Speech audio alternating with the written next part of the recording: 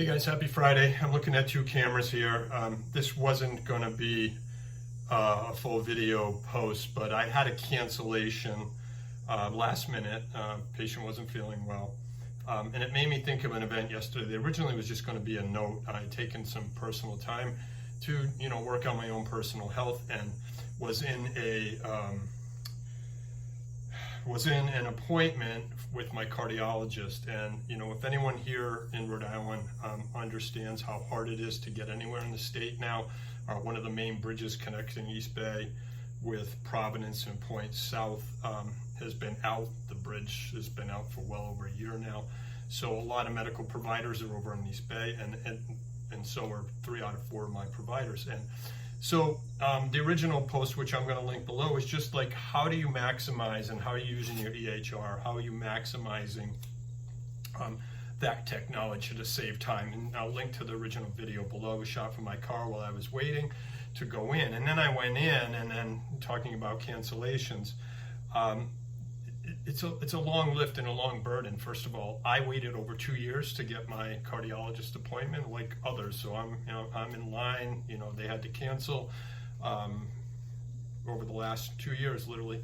But there's a woman that was in front of me, and I remember holding the elevator for them to come up because this particular woman was in a gurney. She was tied to oxygen. She had 2 medical EMTs coming up the elevator, and she had a personal attendant with all her medical files. So when we're getting in line, you're forming 2 lines, just like it is in all medicine now to check in. I had checked the other video. I had done the informed consent, and I signed all the paperwork the night before in line. So that was like what my original question was: how are you using your patient portal? So the woman's turn goes, and I remember vividly having to move over in my line so they could pull the gurney up so that she could lean in and sign there was like a medical waiver and other informed consent. Remember, Medicare came up, she had to sign twice. I go sit down, I'm reading my book. She's waiting with her care attendant, and then I hear her medical tech come out and say, "Sorry, ma'am, you have to reschedule because you were more than 20 minutes late." Now, with everything I said at the beginning, how hard it is to get there, it made me think in all of healthcare, like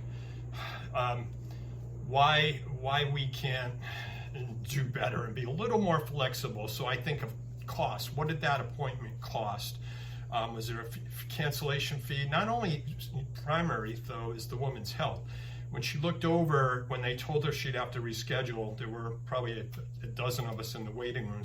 I was kind of in her line of sight. She turned her head and said, talk about a way to ruin your day. She was obviously mad, but now they had to bring her back home, reschedule. God forbid if something happens to her. What originally was going to post on was not no stroke, but I could tell that the woman had had a neurological event, possibly a stroke. She had some facial drooping. I could tell the way she was speaking. So it's just frustrating. I think a telehealth, I think a digital care, I think, didn't they have a remote physiological monitoring program that they could have maybe made that digital with some diagnostic tools remotely?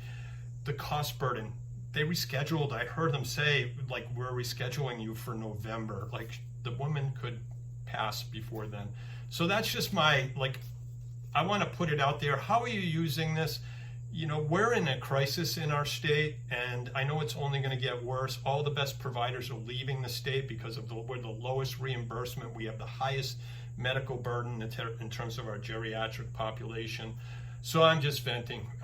Over on No Stroke, there's a lot of discussion around digital tools. How can they, help and enhance and direct care, and the call to action around we need to do more in stroke. This is just another example of why is this so broken. Please comment below. Give me some hope that things somehow can get better, whether you're a digital innovator, whether you're a provider and are doing things differently. Hopefully this wasn't the norm, but I'm hearing from more and more that it is. Send me some hope.